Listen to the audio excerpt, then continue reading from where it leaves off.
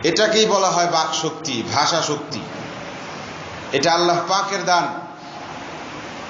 সূরা রহমান নামের একটি সূরা আছে, আপনারা সকলেই জানেন, পবিত্র কোরআনে কারিমে। সূরা রহমানের শুরুতেই আল্লাহ পাক বলছেন, আর রহমান আল্লামাল কুরআন খালাকাল ইনসান আল্লামাহুল বায়ান।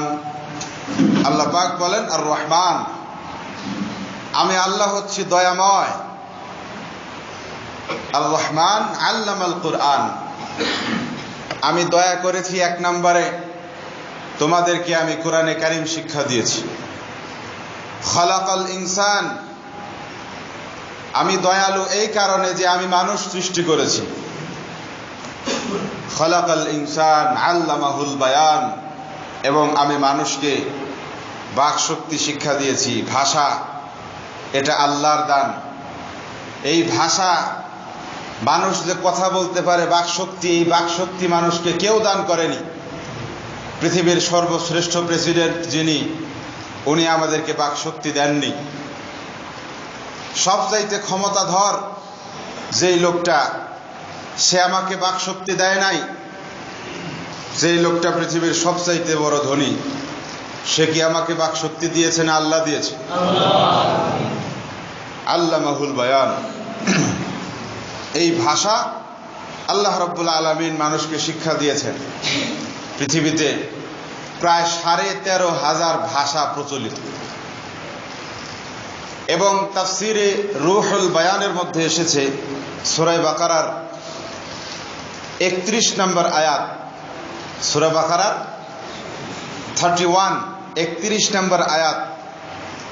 আল্লাহ রাব্বুল আলামিন বলেন, ওয়া আল্লামা আদামাল আসমাআ কুল্লাহা। এই আয়াতের তাফসিরে রুহুল বায়ানের মধ্যে এসেছে, হযরত আদম আলাইহিস সালামকে আল্লাহ পাক 7 লক্ষ ভাষায় কথা বলার যোগ্যতা দান করেছেন। একাই 7 লক্ষ ভাষায় কথা বলতে পারতেন উনি। আর আমাদের সারা পৃথিবীতে বর্তমানে প্রায় 13,500 ভাষা প্রচলিত। সমস্ত ভাষাই আল্লাহর দান। ভাষার প্রবর্তক, ভাষার আবিষ্কারক যেই হোক না কেন, ভাষার আবিষ্কারক, ভাষার প্রবর্তক, এই ভাষাটা যিনি চালু করেছেন, উনি হোক হিন্দু, হোক খ্রিস্টান, হোক ইহুদি, যাই হোক না কেন, এই ভাষার আবিষ্কারক যদি হিন্দু হয়, তাহলে হিন্দু সে কি করেছে? গবেষণা করে ভাষা আবিষ্কার করেছে।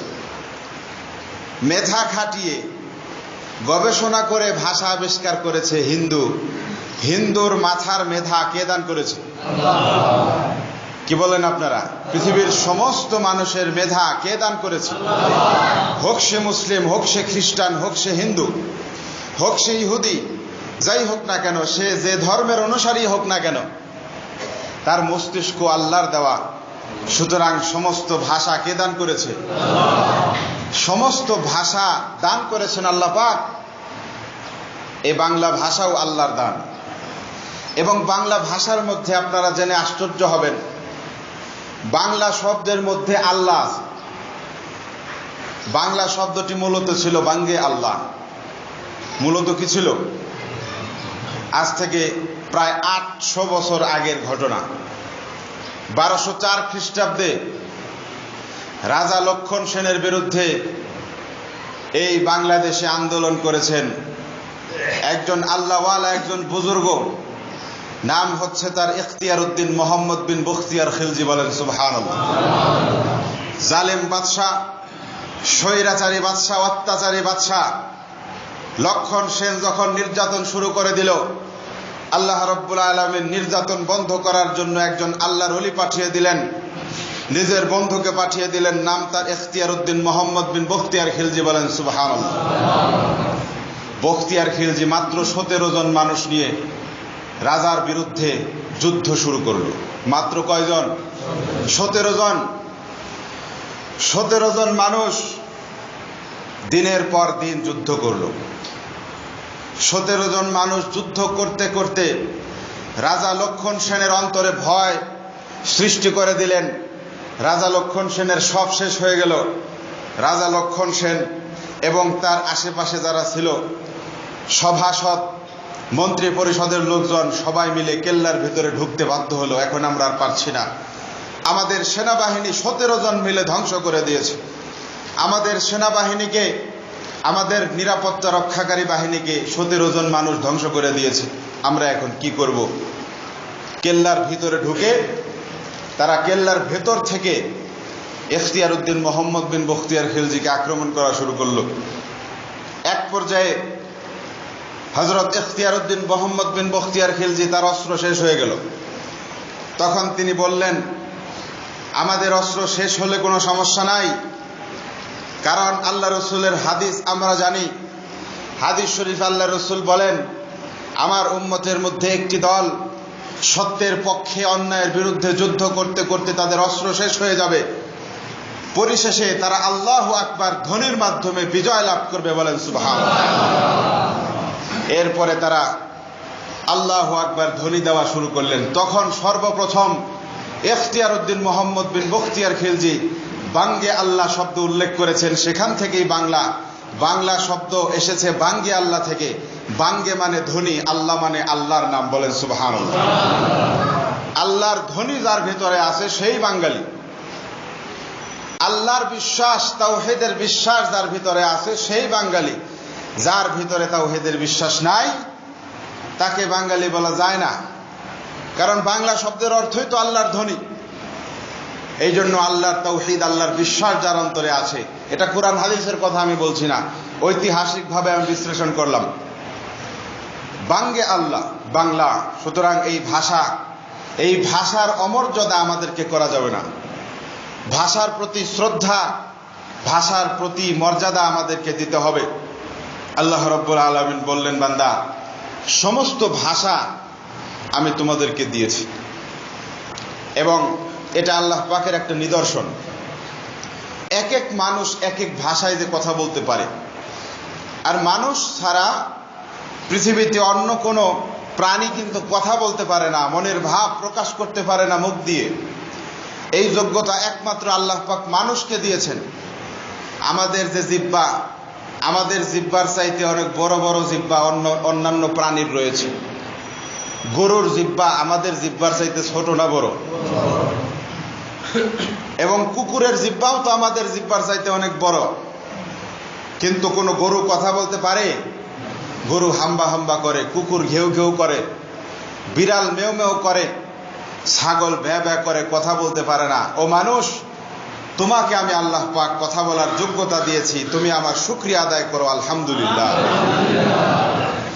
এবং অন্য আয়াতে আল্লাহ রাব্বুল আলামিন ইরশাদ করেন, সূরা রুমের 22 নম্বর আয়াত, আল্লাহ রাব্বুল আলামিন বলেন, وَمِنْ آيَاتِهِ خَلْقُ السَّمَاوَاتِ وَالْأَرْضِ وَاخْتِلَافُ أَلْسِنَتِكُمْ وَأَلْوَانِكُمْ إِنَّ فِي ذَلِكَ لَآيَةً لِلْعَالِمِينَ।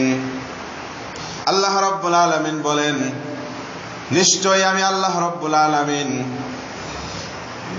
ইন্না ফি খালকিস সামা ওয়া মিন আয়াতিহি খালকুস সামাওয়াতি ওয়াল আরদ, আকাশ এবং জমিন সৃষ্টি করার মধ্যে আল্লাহ রাব্বুল আলামিনের নিদর্শন রয়েছে। বলেন সুবহানাল্লাহ। আকাশ এবং জমিন সৃষ্টি করার মধ্যে আল্লাহর নিদর্শন কিভাবে রয়েছে? আল্লাহ পাক এত বড় বিশাল আকাশ সৃষ্টি করেছেন। আপনারা এই মসজিদের দিকে তাকিয়ে দেখেন, আকাশের তুলনায় এই মসজিদ কি ছোট না বড়? জোরে বলেন ভাইজান। শুধু ছোট না, অনেক ছোট।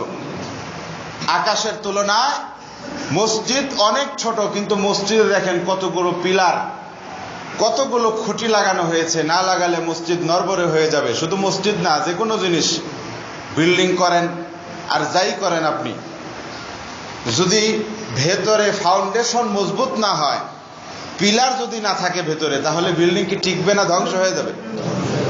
আল্লাহ রাব্বুল আলামিন বলেন, বান্দা, আকাশের মধ্যে আমার নিদর্শন কিভাবে রয়েছে তুমি লক্ষ্য করে দেখো। তুমি মনোযোগ সহকারে তোমার দৃষ্টি নিক্ষেপ করে দেখো, এত বড় বিশাল আকাশ আমি সৃষ্টি করেছি, একটা পিলার কিংবা খুঁটি এই আকাশের নিচে নাই। বলেন সুবহানাল্লাহ। আল্লাহ রাব্বুল আলামিন বলেন, ও বান্দা, আমি আল্লাহ রাব্বুল আলামিন এত বড় বিশাল আকাশ সৃষ্টি করলাম, কোনো পিলার নাই, কোনো খুঁটি নাই, খুঁটি ছাড়া পিলার ছাড়া এত বড় বিশাল আকাশ আমি সৃষ্টি করেছি। এটা আমার একটা কুদরত, বলেন সুবহানাল্লাহ। এবং এই জমিন আল্লাহ পাক যে সৃষ্টি করেছেন এটাও আল্লাহ পাকের নিদর্শন। নিদর্শন আমি কিভাবে বোঝাবো? আপনারাই তো আমার চাইতে ভালো বোঝেন। আমরা যা কিছু খাই সব কোত্থেকে হয়? এক কথায় মাটি থেকে। আপনি যা খাবেন সব কিছু মাটি থেকে হয়। যেই মাটি আল্লাহ রাব্বুল আলামিন সৃষ্টি করলেন ওই মাটি থেকে সব কিছু উৎপাদিত হয়। ধান হয়, গম হয়, যা কিছু খাই, শস্য ফসল, শাক সবজি, ফল মূল সব কিছু। আপনি বলতে পারেন হুজুর দুধ খাই, সেটা তো হয় না। দুধ যে আমরা খাই, পান করি, দুধ যে পান করি, এই দুধ কি মাটি থেকে হয় না? কিভাবে হয়?